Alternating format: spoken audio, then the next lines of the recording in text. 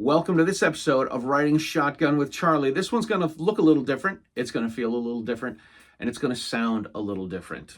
I was fortunate enough to have a booth at the NRA annual meetings Radio Row, which is something new the NRA is doing at their annual meetings. I was able to do a number of audio-only interviews, and what you're about to hear is one of those.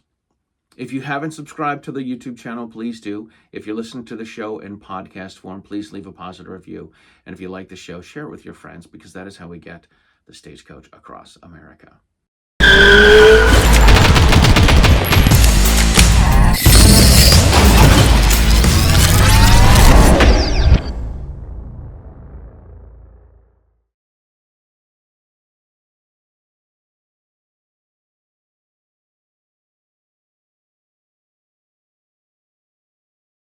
All right, ladies and gentlemen, welcome to this episode of Riding Shotgun with Charlie. This is a quick pitch stop, a quick short interview here from the NRA annual meetings in Atlanta 2025. And I have with me Ursula Williams, the world-famous competitive shooter, right? And I say world-famous because I just saw some people that wanted their picture with you.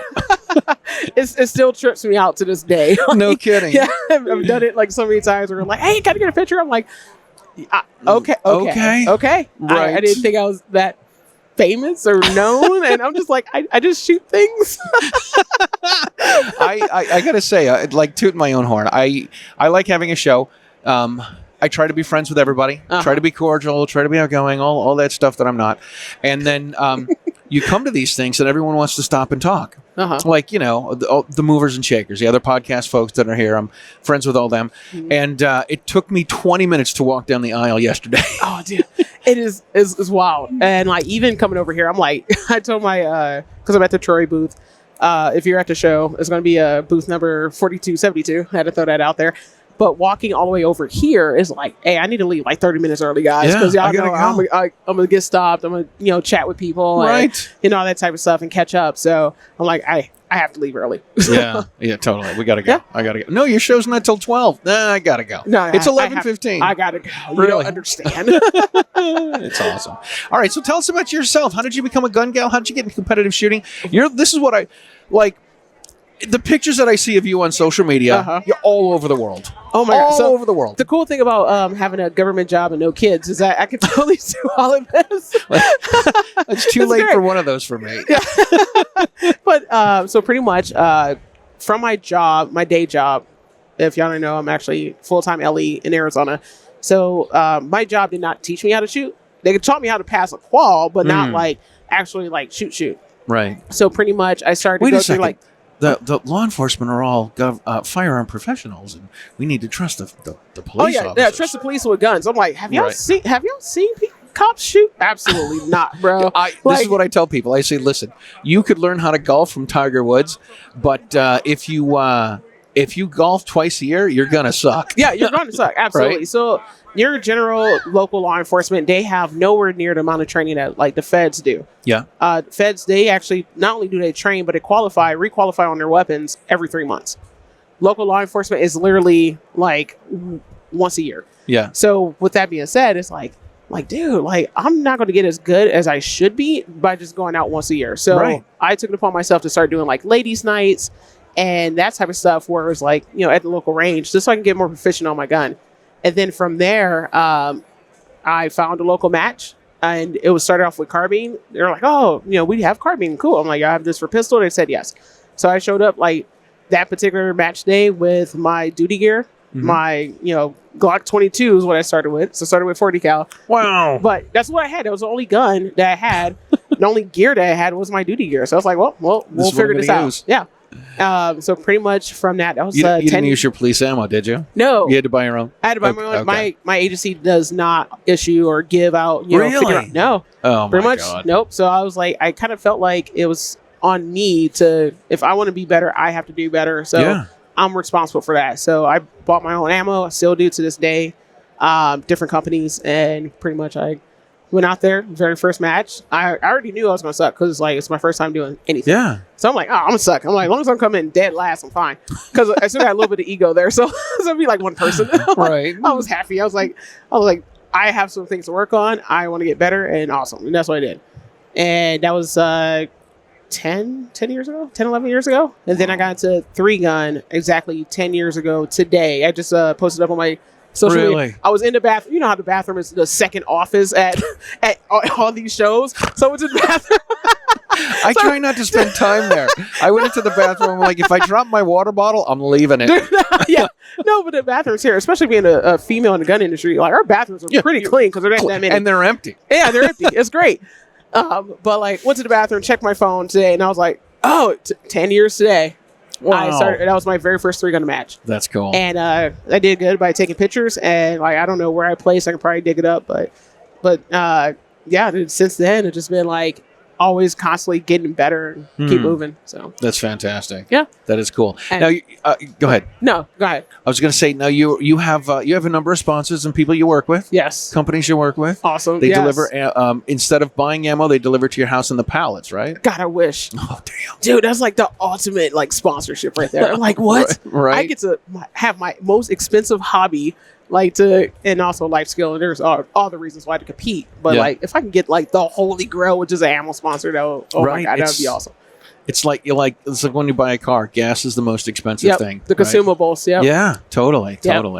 So like, I'm actually here at the show with Troy, which is my rifle sponsor. I've been with them for 7 years, and they've just been amazing, absolutely amazing.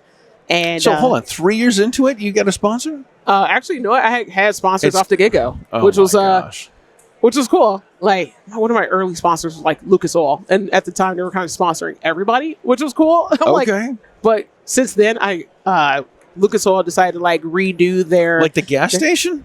Lucas Oil, like all the oil, like for vehicles, guns. Oh my God! Lucas Oil does a lot of stuff. That's great. I still have like a lifetime supply of Lucas Oil in my garage that I still use. I'm still going through. That's I haven't made a dent in it, but that was like one of my early sponsors. But since then, they revamped their shooting program, and like I think they sponsor maybe 1 or 2 people now. But that was also, like I said, almost 10 years ago. Right. But I've been competitively sponsored for the last 9. Nice. So yeah. That's impressive. Yep. That's way impressive. Yeah, I work with a whole bunch of awesome companies as well. Yeah. Who else? Oh my God. So Staccato's on the list. Staccato. These are things I can't afford. Yeah. me either. So, I'm glad I'm very involved and active in the community. You know, teaching other women and just teaching people how to shoot. And we try not to judge people by gender here. Right. Okay. It's 2025. So my thing is like I don't want just any women shooting because like everybody can get in. That's easy.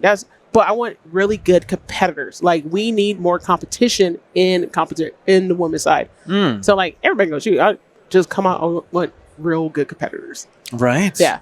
Because it's not fair for me to like go out there and shoot like a match where like there's not a lot of women probably on my skill level. So that's why I train to get the ones my skill level. So so if I lose, okay, you earned it. Like, you know what I mean? Like that is awesome. I will shake your hand. That's awesome. Like good game. I did. Man, my kids were young. I took them to a bowling pin shoot, and somebody asked me, they're like, "What's a bowling pin shoot?" I'm like, "It's really high tech. We shoot bowling pins. Yeah, we put them on a table and shoot them off." And I was taking my kids to this. I was having shooting a little Walther P22, not a sponsor of the show, but they should be. And this guy came over and he's like, "Listen, I'm going to beat your kid. Like, I'm a competitive shooter. I'm not holding back. I'm not slowing down because your kid's here." I'm like, "That's fine. I don't care. Like, we're here to have a good time." Yeah. So smoked my kid. The kid starts crying. I'm like, "It'll be fine. It'll be fine. Like, you need to learn how to lose now." Because it wasn't like I came out the gate and pretty good. No, man, that took time and practice. It does take time. Look, we still got ice cream after the competition. Like no sprinkles. No sprinkles for winners. So how much time do you put into practicing? How much time do you dry fire? A lot. So with some of my other sponsors too, real quick, I have Vortex, Elfman, Tough, 511. Actually, it was funny. I've been running 511 gear forever. Yeah. And then there was like, we want to sponsor you recently. And I'm like, awesome. It's not like I already been wearing your stuff and I've been telling people about it. But that's cool though. It's cool. Right. It's all good. But they're also they're getting involved in a lot of the outdoor stuff that I do as well. Cool. Medford Knives, who's also here at the show. So yeah, I actually have a knife sponsor. They have Nice. great U.S. made knives. Just in case the gun runs dry, Absolutely. you take your knife out and start I stabbing the target. I would totally start stabbing things. Nice. They make a Nice. great blade. I'm trying to think who else. True Shot Ammo out of Arizona. Pro 2 Customs. They're also out of Arizona. They do Cerakote, Gunwork, Kydex. Yeah. If you're also at the show, they did the entire everything IWI, like Cerakote wise. They did all of that. Wow. They are like so creative. That's cool. But like just like how they practice on their art, their skill, the same. And I just like them, I put in a lot of work. So I dry fire probably good on average at least 15 minutes a day because on my work days, you know, I'm like I have to touch a gun a day. So I'm like dry firing my either my duty pistol or my carry pistol. What's your carry pistol? I carry a which carry? Like duty is staccato winter, P. summer. When I wear a two-piece on, like what am I wearing? It is Arizona, man. It's hot. So like I have a staccato CS, which is a small 3.5 inch double stack. But the summer when it's like hot as balls, it's pretty much like I'm gonna put on this, you know, this 43X because it's smaller. And I'm wearing booty shirts and a tank top. So like Ain't nothing wrong with that, girl. Ain't nothing wrong with that. I need to have something. So but that's what I'm gonna carry. But I dry fire at least 15 minutes a day. And if it's like a big competition that's coming up, like my dry fire time increases to up to like 45 to an hour. Wow. Until like, and then there's some times where it's just like, yo, I'm burnt, I'm tired. I'm just gonna, you know, this will be a short, you know, session type of thing. But I do follow up with live fire, you know, at least once a week. Because like for me, I don't want to dry fire the wrong thing and then get into like live fire and find out, oh man, I have a training failure. Not gonna go back. You know, so like I just want to make sure that I am dry firing what I'm supposed to be dry firing, getting down and setting those goals, putting my times down, setting my goals, hitting those goals, and then making new goals to keep going. So I when I was a new gun guy quite a while ago, I would go to the library because I'm tactically frugal, which means it means I'm a cheap bastard. I'm tactically frugal. So I would go to the library. I found Jeff Cooper's The Complete Book of Modern Handgunning. Oh, and, wow. Yeah, and it's time travel. It really is, because they got all these guns that are like, dude, they don't make these anymore. I've never seen one of these ever. But he had a section in there that talked about training. And he said, if you want to get good at shooting, you should dry fire. I can't remember if it was 10 minutes or 10 times, 10 perfect trigger squeezes. This was in the late 50s, early 60s. So he's like, you know, aim for your light switch at your house. Yeah. And and then press the trigger, you know, without moving the sights. Do this. I can't remember if it was 10 times a day or 10 minutes a day. And he says, go to the range once a week and start at shooting targets at 3-inch targets at, you know, 7 feet. And then once you can get all 50 shots in there, then move it back. He's like, don't do any plinking, don't do anything else. And in 6 months, you can become a better shooter than 95% of the guys at the range. Yeah. So what I did was this. I'm like, well, I got the summer off, so I'm going to compress 6 months into you know, two or 3 months in the summer, and then 6 years later, I'm like, you know what? I really never put that 6 months in. So what's funny about that? Whenever I go to an indoor range, like if you're in a lane next to me, we're competing. Like you don't know it, but my target's gonna look better than yours. Right? I'm gonna make sure of that. Like, oh my gosh, that's awesome! I am that competitive. That's awesome. Like I've competed with complete strangers and they had no idea because like I'm just like, hey, buddy, like my goal is to get better. So basically, I need to have some type of gauge, and your target is my gauge. Like I'm doing pretty good. So that's great. I do like getting the looks around the corner or like around the lane where they're like, oh, who's over there shooting? And they kind of like peek and they're like, oh, it's a girl. Oh, wow.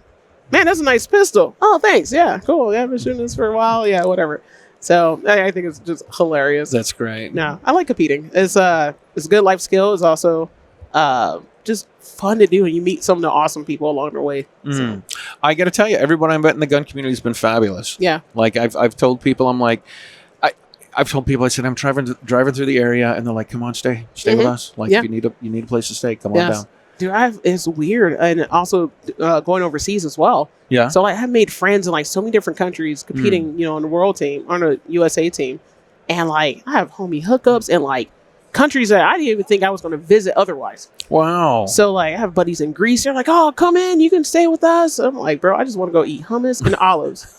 I would literally I would literally come visit you just for that, and now I have a place to stay. That's one less thing for me to pay for. And we get to hang out. Bet. Right. If you write me a receipt, we can still write this off. Yeah. Yeah. We can expense this. Yes. That's awesome. So like it's actually like really cool just the people that you meet because everybody has the same goal of Yeah. like becoming a better shooter, but also growing the sport and growing the community. So That's cool. yeah. All right, we need to wrap things up here. Wow. I know, right? Wow, that was- this that was is a quick. quick pitch stop. It is quick. Hopefully, you had enough time to be on your phone. Yeah. How can people find you and everything you're up to? God, man, all the things I'm doing. So Instagram is going to be the best way. Yeah. Instagram, I am so shadow banned, by the way, but it's Ursula.308_ because Instagram banned my last page. So I had to make my new page kind of scammy and throw that underscore in the back. I can also be found next month at Overland Expo West, which is going to be in Arizona. Oh, cool. So I'll be teaching there so I can start bridging that gap between gun owners and like outdoorsy, overlanders. I'm also on Gun Stuff TV. So you can catch me every Thursday doing that. I'm Nice. trying to think what else I do because I got more jobs than a Jamaican. More jobs than a Jamaican. Oh my gosh. I write for Skill Set Magazine. Yeah. Like I do a lot of stuff. So That's awesome. I could be found pretty much almost anywhere. So Well, that's the way to be, man. Yeah. You got to be. It's. I feel like I'm horse manure. I'm all over the road. oh man, Charlie, thanks for having me on the show. This is cool. Thank you for being on. I'm Yes. honored. I have. When I found out that I got a booth, I had a lot of time to kill, and I'm like, I got to call everybody I know and see Yeah. if they'll hop on. And, Absolutely. And it's been fabulous, and Uh-huh. it's great to make friends and get a chance to hang out with them. You at were these super events. nice about it. You're like, hey, I'm taking spots, whatever. You want to do it? You could have been like, hey, just be at my booth at this time. And I'm like, bet, all right. You could have told me no details. I'm like, I would have been there. Like, Oh my God, this is great. I really appreciate this. oh my God, anytime. All right, we'll talk to you guys later. Thanks for tuning in. Share this with your friends because this is how we get the Stagecoach across America.